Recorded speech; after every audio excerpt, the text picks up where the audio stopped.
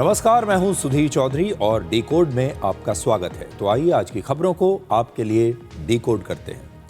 आज की सबसे बड़ी अंतर्राष्ट्रीय खबर यह है कि चुनाव में ऐतिहासिक जीत के बाद पूर्व प्रधानमंत्री खालिदा जिया के बेटे तारिक रहमान बांग्लादेश के अगले प्रधानमंत्री बनेंगे।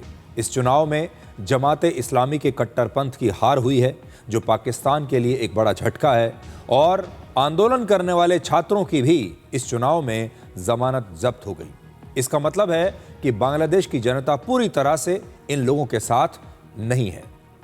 और आज आपको ये भी बताएंगे कि अगर तारिक रहमान को नए बांग्लादेश का निर्माण करना है तो उन्हें पाकिस्तान की नहीं बल्कि भारत की ज़रूरत पड़ेगी। इसके बाद आपको हमारे देश की एक नई महामारी दिखाएंगे और इसका नाम है गाड़ियों की महामारी।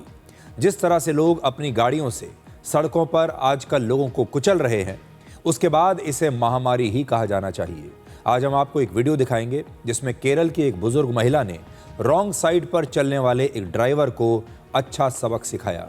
लेकिन हम जानते हैं आप सब भी आजकल इस बात से बड़े परेशान होंगे कि जब आप सड़क पर जाते हैं तो इतनी तेज़ गति से गाड़ियां आपके आसपास से गुजरती हैं। बहुत सारी गाड़ियां नियमों को तोड़ती हैं, बहुत सारे लोग रॉन्ग साइड पर चलते हैं, जिसकी वजह से सड़क पर चलने वाले लोगों की जान अब खतरे में आ गई है। अगर आप भी इससे परेशान हैं तो ये खबर आपके लिए है।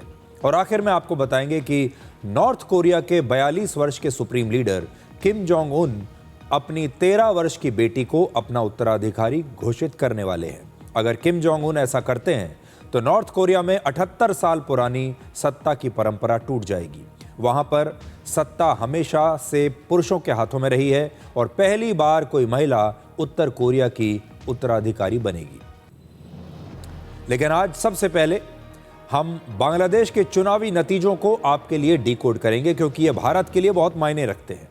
सबसे बड़ी बात यह है कि पूर्व प्रधानमंत्री खालिदा जिया के बेटे और बांग्लादेश नेशनल पार्टी यानी बीएनपी के अध्यक्ष 60 साल के तारिक रहमान अब बांग्लादेश के नए प्रधानमंत्री होंगे और रविवार यानी 15 फरवरी तक वहां पर नई सरकार बन जाएगी। 299 सीटों पर हुए चुनाव में बीएनपी के गठबंधन को 212 सीटें मिल चुकी हैं और इसने बहुमत के लिए जरूरी 150 सीटों के आंकड़े को पार कर लिया है। बीएनपी गठबंधन में 7 पार्टियां हैं और इन्होंने मिलकर सभी 299 सीटों पर अपने उम्मीदवार उतारे थे और अकेले बीएनपी ने 209 सीटें जीती हैं और अब ये बांग्लादेश की सबसे बड़ी पार्टी बन गई है। जमाते इस्लामी ने 224 सीटों पर चुनाव लड़ा था और उसे सिर्फ 68 सीटें मिली हैं और नेशनल सिटीजन पार्टी को वहां पर सिर्फ 6 सीटें मिली हैं और ये वही पार्टी है जिसने छात्र आंदोलन का बांग्लादेश में नेतृत्व करके वर्ष 2024 में शेख हसीना की सरकार का तख्ता पलट कर दिया था। ये वही छात्र हैं जिन्होंने बाद में अपनी पार्टी बना ली, लेकिन जब चुनाव हुआ तो जनता ने इस पार्टी पर भरोसा नहीं किया। नेशनल सिटीजन पार्टी के 20 उम्मीदवारों की जमानत जब्त हो गई है और नेशनल सिटीजन पार्टी ने जमात के साथ गठबंधन करके चुनाव लड़ा था और इस गठबंधन से जमात को फायदा हुआ, लेकिन नेशनल सिटीजन पार्टी के वोटर्स उनसे दूर चले गए। और एक चिंताजनक बात यह भी है कि बांग्लादेश के बॉर्डर पर भारत की सीमा से सटे इलाकों में जमाते इस्लामी के कई उम्मीदवारों को जीत मिली है और ये बहुत कट्टरपंथी माने जाते हैं। आप इस मानचित्र में देखिए, इसमें केसरिया रंग से दिखाए गए इलाके वही हैं जहां पर जमात की जीत हुई है और पर्पल यानी बैंगनी रंग से जो इलाका आपको दिख रहा है वहां पर बीएनपी की जीत हुई है। बीएनपी गठबंधन को कुल मिलाकर लगभग 71% सीटों पर जीत मिली है और इससे पहले बांग्लादेश के इतिहास में पूर्व प्रधानमंत्री शेख हसीना की पार्टी आवामी लीग को वर्ष 2018 के चुनाव में 85% यानी 257 सीटें मिली थी। बांग्लादेश में वर्ष 2006 के बाद पहली बार यानी करीब 20 वर्षों के बाद बीएनपी की सरकार बन रही है। वर्ष 2008 से लेकर 2024 तक वहां पर शेख हसीना की पार्टी आवामी लीग सरकार बना रही थी, सत्ता में थी, लेकिन इस बार आवामी लीग पर बैन लगा दिया गया और उसके किसी भी नेता ने चुनाव नहीं लड़ा। शेख हसीना खुद अपनी जान बचाकर किसी तरह से भारत आई और अब भी यहीं पर है, शरण लेकर यहां पर रह रही है।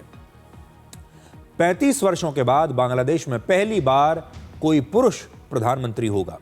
आखिरी बार वर्ष 1988 में काजी जफर अहमद बांग्लादेश के प्रधानमंत्री बने थे, जो पुरुष थे, और वर्ष 1991 से लेकर 2024 तक वहां की राजनीति में शेख हसीना और खालिदा जिया का दबदबा रहा और ये दोनों ही बारी बारी से प्रधानमंत्री बनती रही। एक और दिलचस्प बात यह है कि इस बार चुनाव में 3 हिंदू उम्मीदवार भी जीते हैं और ढाका की एक सीट से वर्ष 1971 के बाद पहली बार किसी हिंदू उम्मीदवार की जीत हुई है। अब आपको इन चुनावी नतीजों का मतलब समझाते हैं। पहला, जिन छात्र नेताओं ने शेख हसीना का तख्ता पलट किया था उनकी नेशनल सिटीजन पार्टी बुरी तरह से हार गई। यानी विद्रोह करना, तोड़फोड़ करना, हिंसा करना तो आसान है, तख्ता पलट करना भी आसान है, लेकिन लोकतांत्रिक तरीके से चुनाव जीतकर सरकार में आना, लोगों का विश्वास जीतना बहुत मुश्किल काम है। यह भी हो सकता है कि इन तमाम छात्र नेताओं के इस आंदोलन को उस समय कोई विदेशी मदद या फंडिंग मिल रही हो, जिसकी वजह से इन्होंने सोशल मीडिया का इस्तेमाल करके और हिंसा करके तख्ता पलट तो कर दिया, शेख हसीना को बांग्लादेश से भगा दिया, लेकिन इसमें से कुछ भी आम जनता की मर्जी से नहीं हो रहा था।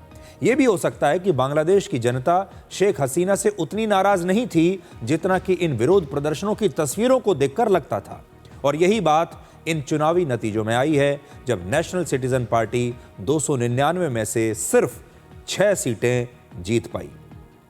और यह सिर्फ बांग्लादेश की बात नहीं है, दुनिया भर में जहां जहां आपने देखा होगा विद्रोह होता है, तख्ता पलट होता है, वहां पर ज्यादातर जब अगली बार चुनाव कराया जाता है तो फिर लोगों की जो उम्मीदें होती हैं उन लोगों से जिन्होंने तख्ता पलट किया है वो टूट जाती हैं।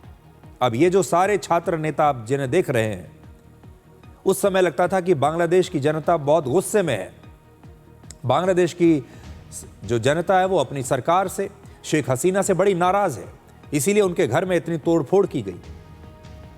और फिर इन्हीं नेताओं को, यानी इन छात्र नेताओं को यह लगने लगा कि हम बहुत लोकप्रिय हो गए, और जब इन्होंने चुनाव लड़ा तो ज़्यादातर की जमानत जब्त हो गई।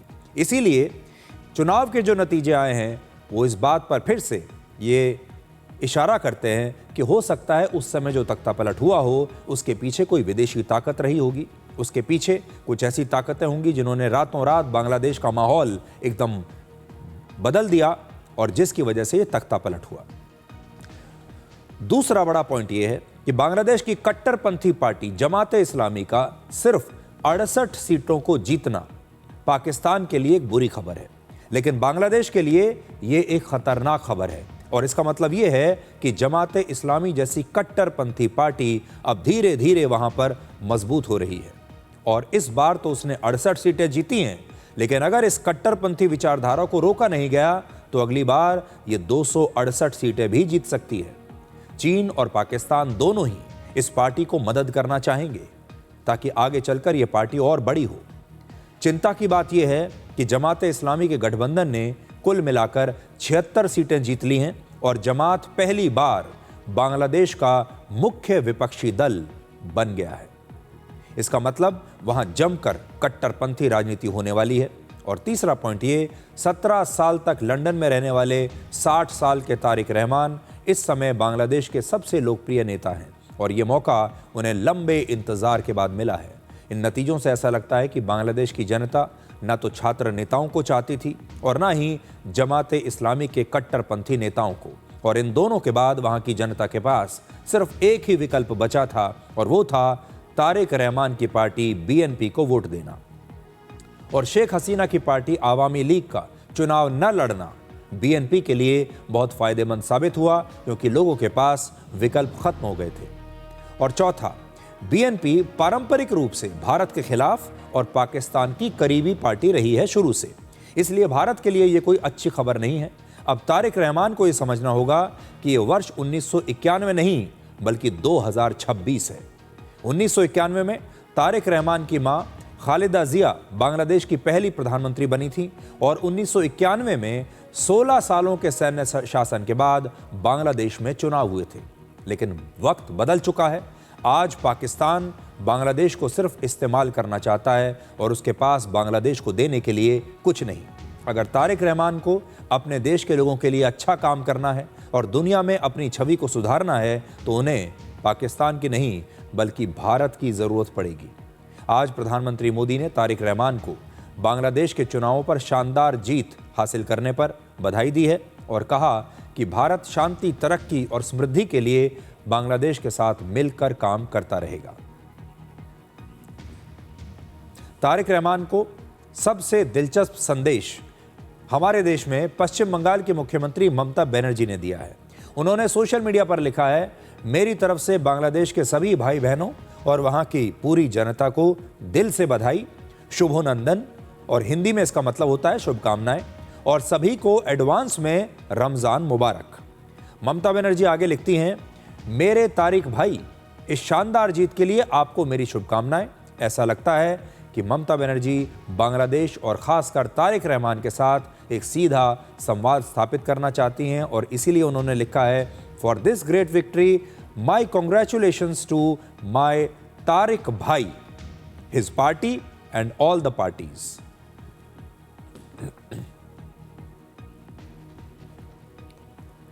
तो अब तक मोहम्मद यूनुस बांग्लादेश की सरकार के प्रमुख थे। उनके साथ पाकिस्तान के बड़े अच्छे संबंध हैं, अमेरिका के भी उनसे बड़े अच्छे संबंध हैं, लेकिन अब पाकिस्तान को बांग्लादेश की एक लोकतांत्रिक सरकार के साथ डील करना होगा, जो उसके लिए थोड़ा मुश्किल होगा। लोकतंत्र की ताकत से ही बांग्लादेश वर्ष 1971 में पाकिस्तान से अलग भी हुआ था। अगर बांग्लादेश में जमात इस्लामी की सरकार बनती तो चीन को भी पाकिस्तान का करीबी होने का फायदा मिलता। यानी इस समय चीन भी वेट एंड वॉच मोड में होगा, लेकिन जो नतीजे आए हैं वो पाकिस्तान के लिए बहुत ज़्यादा खुश करने वाले नहीं हैं। आज बांग्लादेश नेशनलिस्ट पार्टी ने कहा है कि जब तारिक रहमान की सरकार बनेगी तब वो आधिकारिक तौर पर पूर्व प्रधानमंत्री शेख हसीना की भारत से प्रत्यर्पण की मांग करेंगे।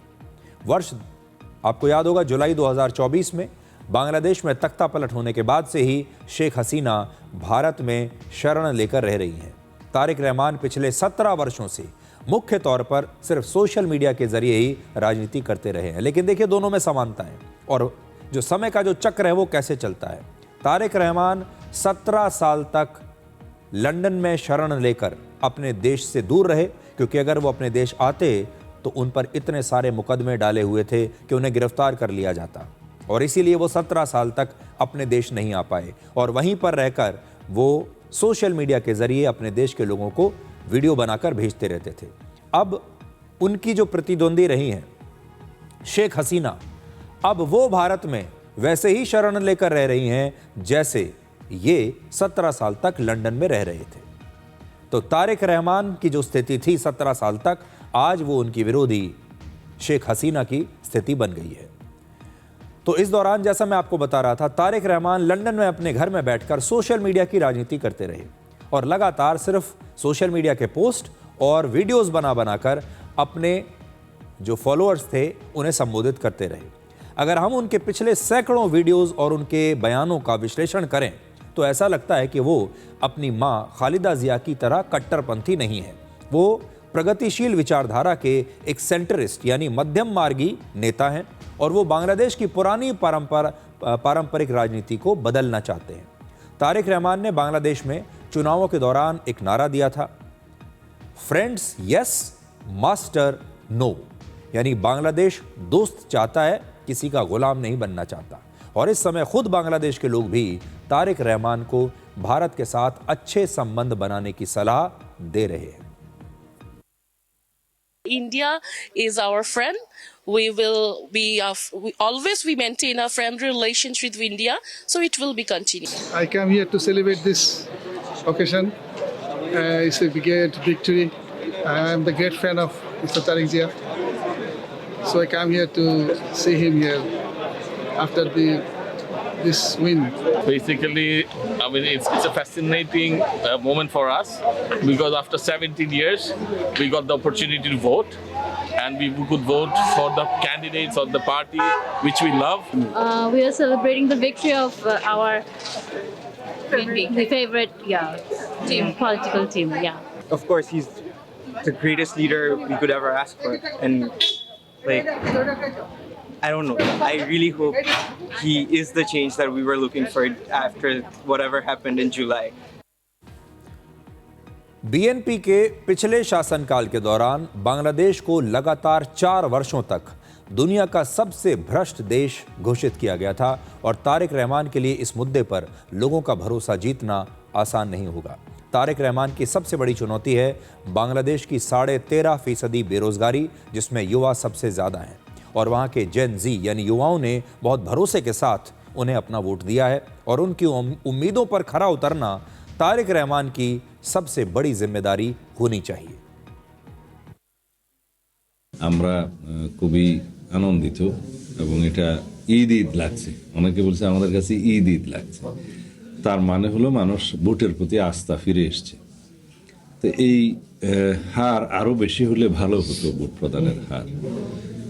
যাই হোক, এই ভোটটা বাংলাদেশের মানুষের গণতান্ত্রিক অধিকার নিশ্চিত করার ক্ষেত্রে সবচাইতে গুরুত্বপূর্ণ ভূমিকা পালন করবে। এই দিনের জন্যই আমরা 16-17 বছর দীর্ঘ সংগ্রাম করেছি, রক্ত দিয়েছি, আমাদের সন্তানরা শহীদ হয়েছে। এখন দায়িত্বের বোঝা অনেক বেশি। आज हम आपको थोड़ा तारिक रहमान की शख्सियत के बारे में भी बता रहे हैं। तारिक रहमान फिल्मों के काफ़ी शौकीन हैं और ऐसा कहा जाता है कि हॉलीवुड की एक फ़िल्म को वो कई बार देख चुके हैं और इस फिल्म का नाम है एयरफोर्स 1।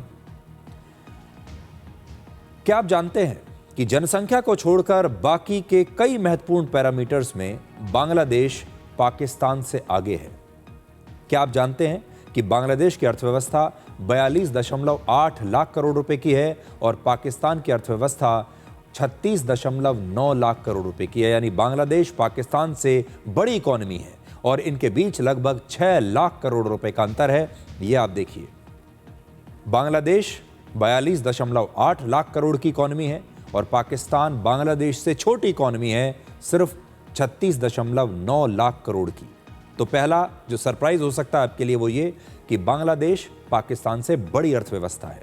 बांग्लादेश की प्रति व्यक्ति आय लगभग 2.4 लाख रुपए है, जबकि पाकिस्तान की सिर्फ 1.5 लाख रुपए है। यहाँ भी बांग्लादेश पाकिस्तान से आगे है। बांग्लादेश पर 15 लाख करोड़ रुपए का अंतर्राष्ट्रीय कर्ज है, जबकि पाकिस्तान पर 25 लाख करोड़ रुपए का कर्ज है। और पूरी दुनिया में बांग्लादेश सैन्य शक्ति के मामले में 37वें नंबर पर है, जबकि पाकिस्तान की रैंक है 14वीं। सिर्फ सैन्य ताकत में पाकिस्तान आगे है और उसकी वजह यह है कि पाकिस्तान ने हमेशा से ही अपना सारा पैसा सिर्फ अपनी सेना पर और खून खराबे पर खर्च किया है। इस समय पाकिस्तान बांग्लादेश से कमज़ोर देश है। पाकिस्तान आर्थिक तौर पर भी बांग्लादेश से पीछे है और तारिक रहमान को ये समझना होगा कि पाकिस्तान उन्हें कभी सफल नहीं बना सकता और पाकिस्तान सिर्फ उन पर एक बोझ बनकर रह सकता है और बांग्लादेश का तेज़ रफ्तार से विकास करने के लिए उन्हें सिर्फ भारत की मदद लेनी पड़ेगी। भारत ही उनकी मदद कर सकता है अपने पड़ोसी देशों में। बांग्लादेश चुनाव में संवैधानिक सुधारों के लिए भी इस बार एक जनमत संग्रह कराया गया और वहां की 68% जनता ने इन बदलावों को अपना समर्थन दे दिया है। क्या नए बदलाव होंगे? अब वहां पर प्रधानमंत्री की शक्तियों को कम करके राष्ट्रपति और विपक्ष को ज्यादा शक्तियां दी जाएंगी पहले के मुकाबले, और वो इसलिए ताकि जो लोकतांत्रिक व्यवस्था है ये बैलेंस हो जाए। मुख्य विपक्षी दल जमात-ए इस्लामी को इसका फायदा मिलेगा और तारिक रहमान की सबसे बड़ी चुनौती होगी बांग्लादेश में जमात और कट्टरपंथियों को कंट्रोल करना, क्योंकि अब विपक्षी दलों को भी ज़्यादा ताकत मिल जाएगी और बांग्लादेश का जो मुख्य विपक्षी दल है वो है जमात। अब आपको बांग्लादेश से नॉर्थ कोरिया लेकर चलते हैं, क्योंकि आज की एक बड़ी अंतर्राष्ट्रीय खबर नॉर्थ कोरिया से आई है। वहां के 42 वर्ष के supreme leader Kim Jong Un वैसे तो हमेशा ही खबरों में बने रहते हैं, लेकिन आज पूरी दुनिया में उनकी नहीं बल्कि उनकी बेटी की चर्चा हो रही है और उनकी बेटी का नाम है किम जू ए। वो सिर्फ 13 साल की हैं और किम जोंग के बाद नॉर्थ कोरिया की अगली सुप्रीम लीडर बन सकती हैं। साउथ कोरिया की खुफिया एजेंसी ने यह दावा किया है कि किम जोंग उन्हें अपना उत्तराधिकारी अब उन्होंने चुन लिया है अपनी बेटी को, और इसी महीने अपनी पार्टी की बैठक में किम जोंग उन अपने उत्तराधिकारी का ऐलान कर सकते हैं और उनकी अगली उत्तराधिकारी होंगी उनकी बेटी। ऐसा कहा जा रहा है कि यह फैसला अचानक नहीं लिया गया, पिछले 3 वर्षों से किम जोंग उन अपनी बेटी को इसकी ट्रेनिंग दे रहे हैं और वो लगातार अपने पिता के साथ सार्वजनिक कार्यक्रमों में दिखाई देती हैं और हिस्सा ले रही हैं। हालांकि उनकी उम्र सिर्फ 13 साल है। उनकी बेटी पहली बार वर्ष 2022 में एक मिसाइल परीक्षण के दौरान अपने पिता के साथ नजर आई थी। पिछले साल सितंबर में वो अपनी पहली विदेश यात्रा पर चीन गई थी और तब बीजिंग रेलवे स्टेशन पर ली गई तस्वीर में वो अपने पिता के साथ नजर आ रही थी।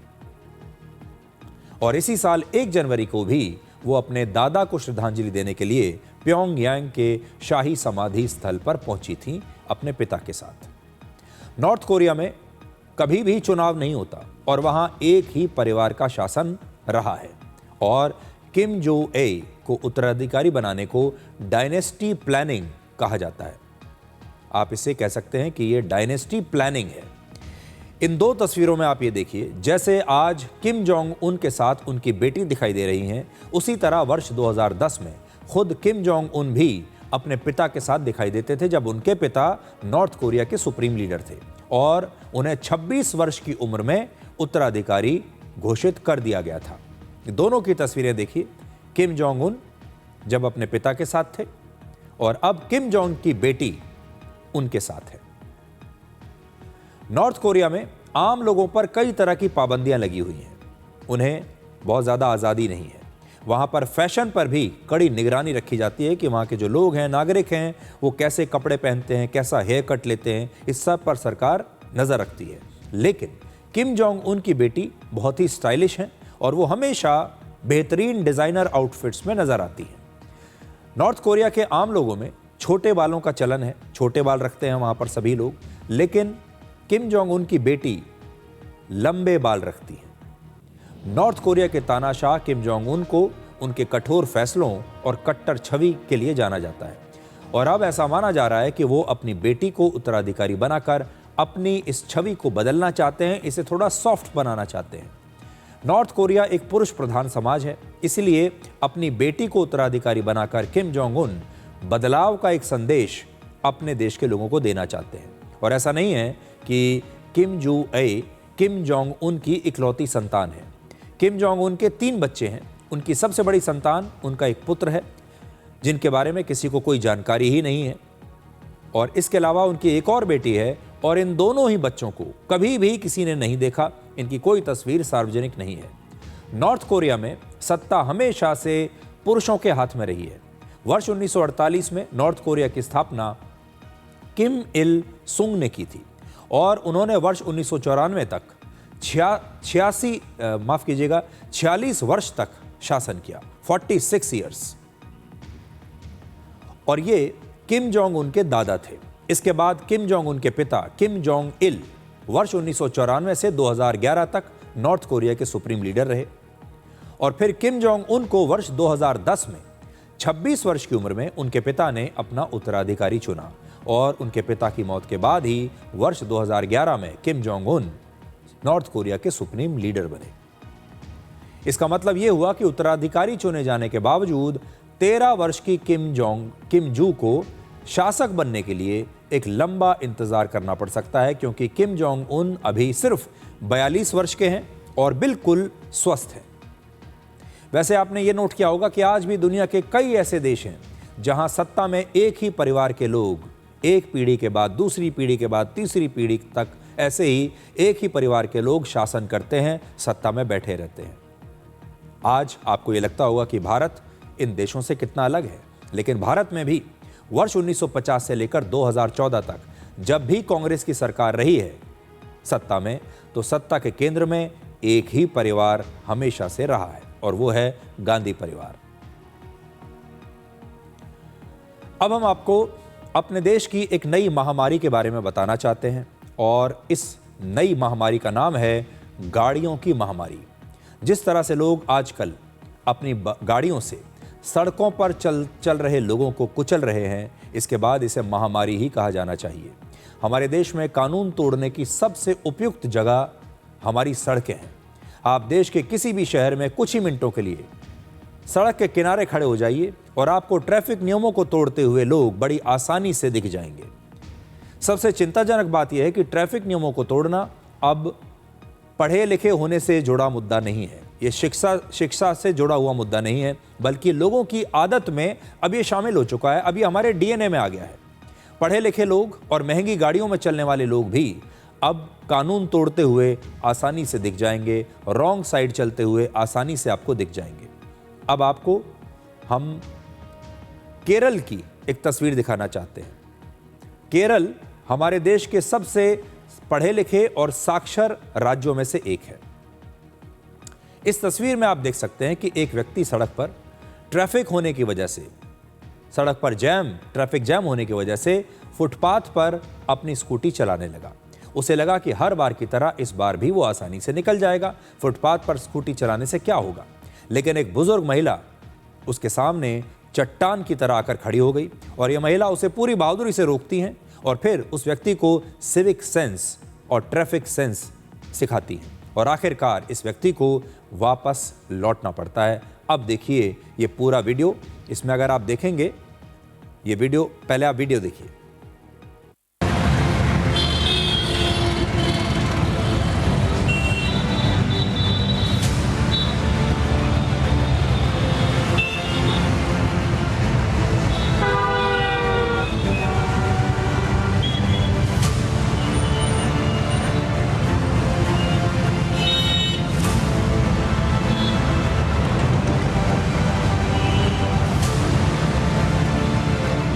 अब तक आप ये समझ गए होंगे कि सड़क पर ट्रैफिक जैम लगा हुआ है और ट्रैफिक जैम क्या, ऐसा लग रहा है कि ये कोई क्रॉसिंग है, सिग्नल है और इस व्यक्ति को जल्दी है।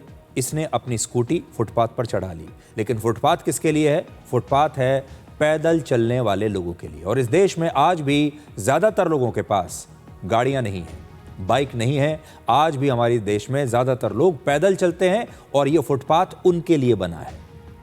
लेकिन इस प्रकार के कुछ लोग हमारे देश की जनता से उसके फुटपाथ छीन लेते हैं।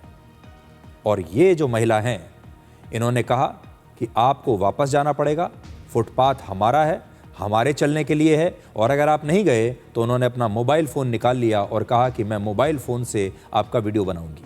और फिर आखिरकार इस व्यक्ति को पीछे हटना पड़ा।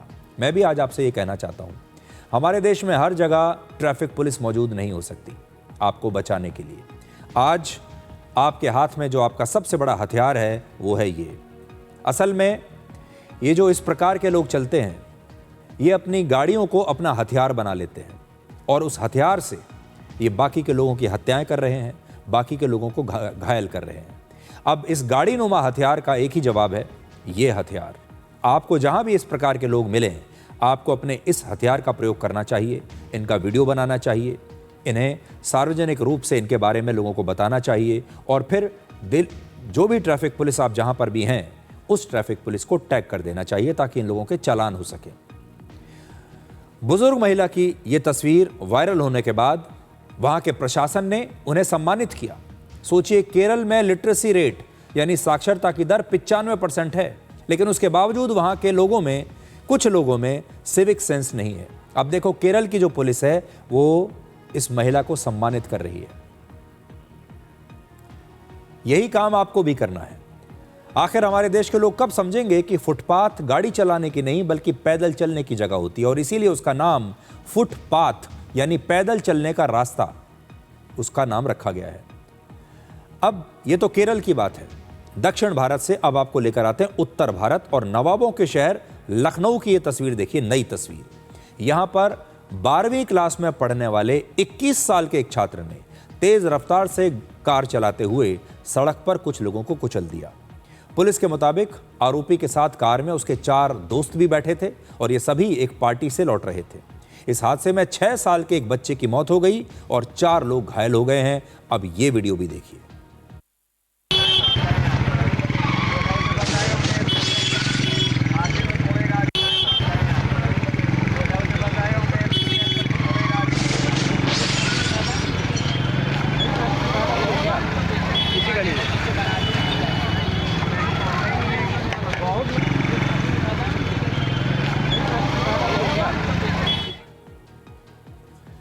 ये दोनों घटनाएं देश के 2 अलग अलग हिस्सों की हैं। एक उत्तर भारत में है और दूसरा दक्षिण भारत में। लेकिन इन दोनों घटनाओं में जो दिख रहा है वो सेम है, कॉमन है कि कैसे लोगों का सिविक सेंस खत्म होता जा रहा है। हमारे देश में लगभग 40 करोड़ गाड़ियां हैं। हमारे देश में दुनिया का दूसरा सबसे बड़ा सड़कों का नेटवर्क है और हर साल सड़क दुर्घटनाओं की वजह से पूरी दुनिया में सबसे ज्यादा मौतें हमारे देश में होती हैं। वर्ष 2023 में 1.5 लाख सड़क दुर्घटनाएं हुई, जिनमें 63,000 लोग मारे गए। 2025 में इसमें थोड़ी सी कमी आई, लेकिन लगभग 57,500 लोगों की जान गई। यानी पिछले साल हर दिन 157 लोगों ने और हर घंटे 6 लोगों ने सड़क दुर्घटनाओं में अपनी जान गंवाई है।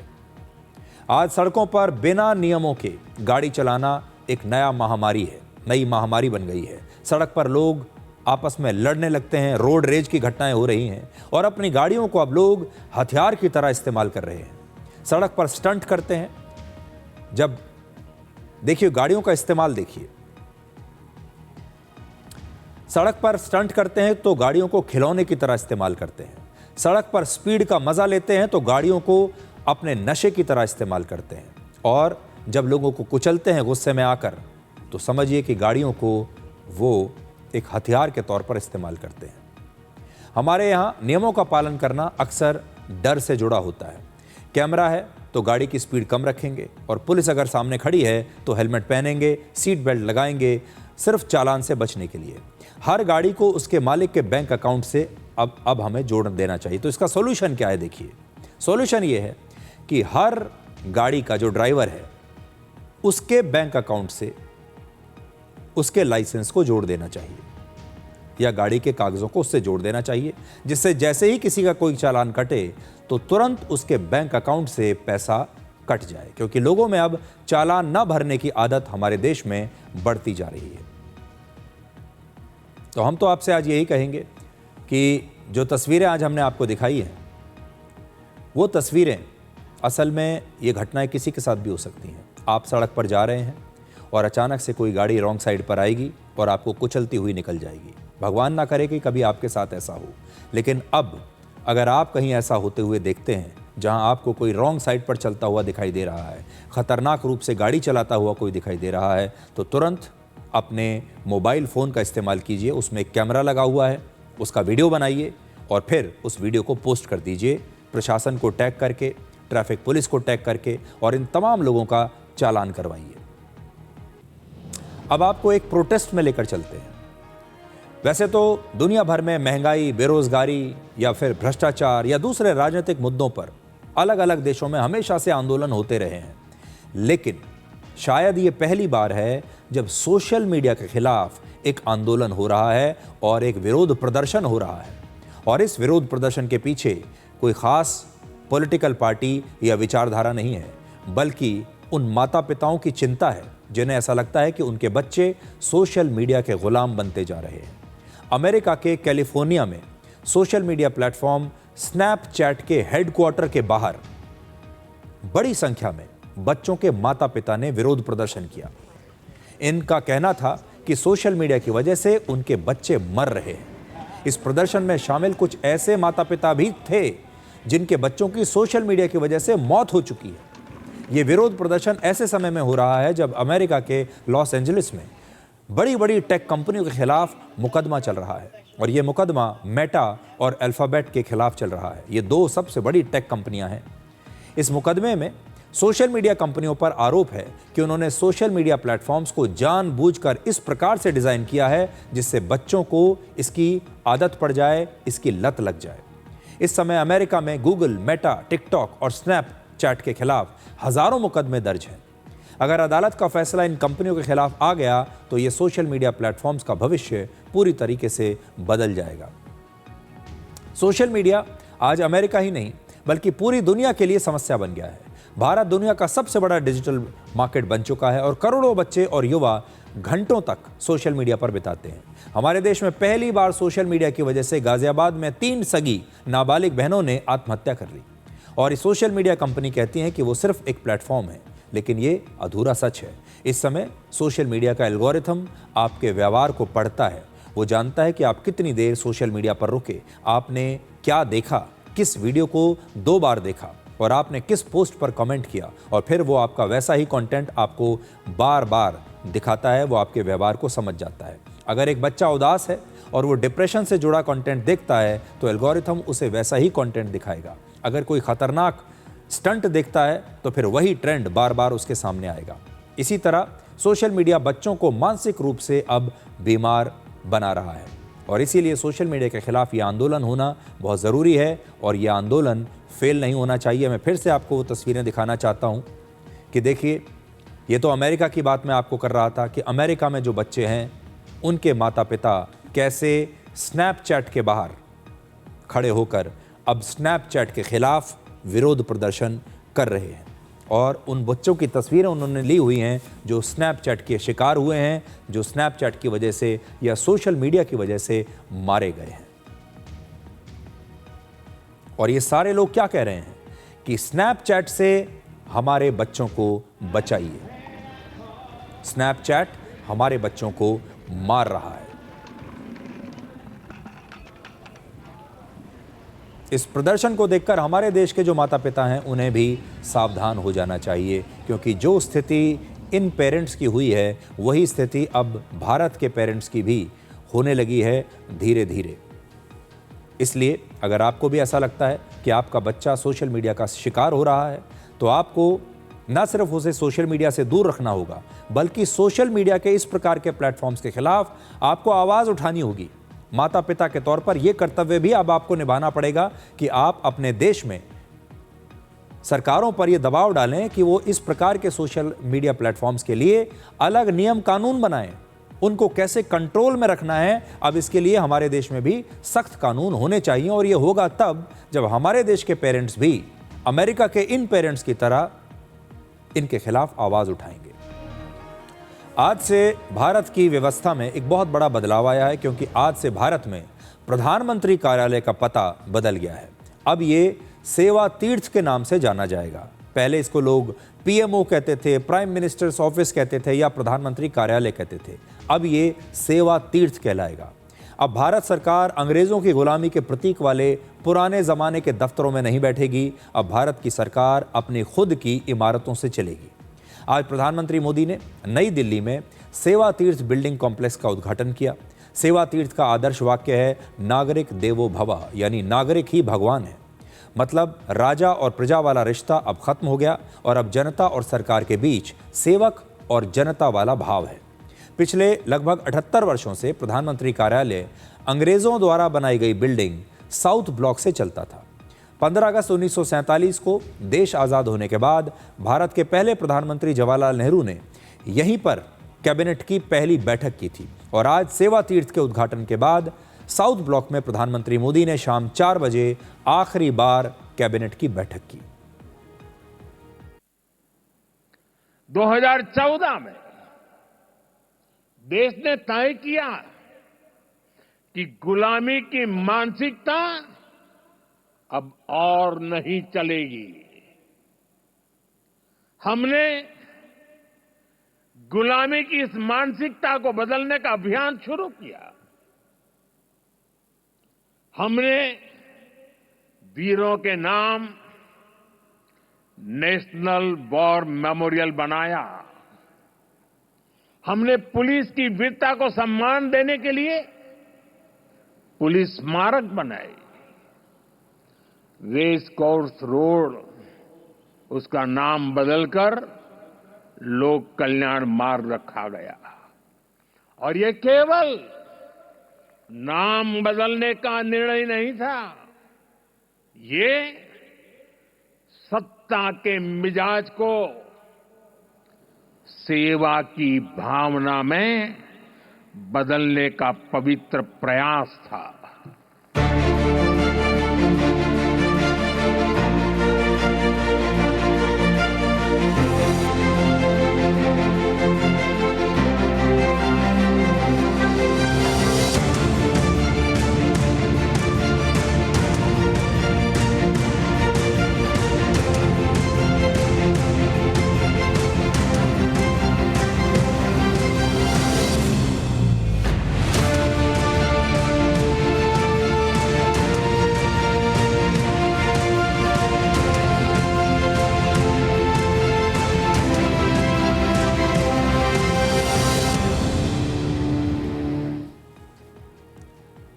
सेवा तीर्थ कॉम्प्लेक्स में ही अब भारत सरकार के 3 सबसे महत्वपूर्ण कार्यालय होंगे। एक तो पीएमओ यानी प्रधानमंत्री कार्यालय, कैबिनेट सेक्रेटेरिएट और नेशनल सिक्योरिटी काउंसिल का ऑफिस।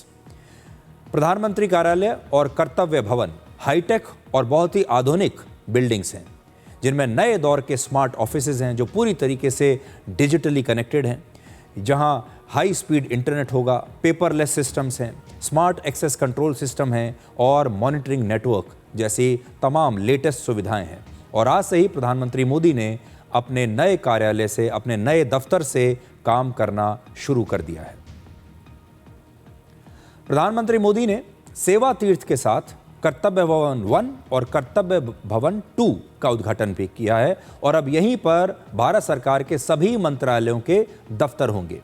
इसी वजह से विभागों में तालमेल और ज़्यादा बढ़ेगा, काम में तेज़ी आएगी और प्रशासन को चलाने वाली व्यवस्था में भी बदलाव आपको दिखाई देगा।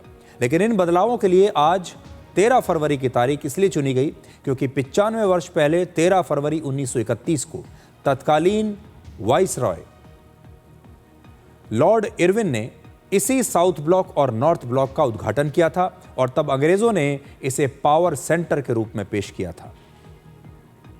तो आज पुराने युग की समाप्ति हुई और आज से एक नए युग की शुरुआत हुई है। प्रधानमंत्री आज से अपने नए दफ्तर में बैठेंगे। आज से उन्होंने वहां से काम करना शुरू कर दिया है। तो आज के लिए डिकोड में इतना ही। अब आपसे हमारी अगली मुलाकात होगी कल रात 9 बजे। तब तक आप खुश रहिए, सुरक्षित रहिए, स्वस्थ रहिए। और अंतिम यात्रा में शामिल होने के लिए लोग दूर दूर से पहुंच जाते हैं, लेकिन बात जीते जी सहारा देने की हो तो यही लोग दूर भाग जाते हैं। नमस्कार।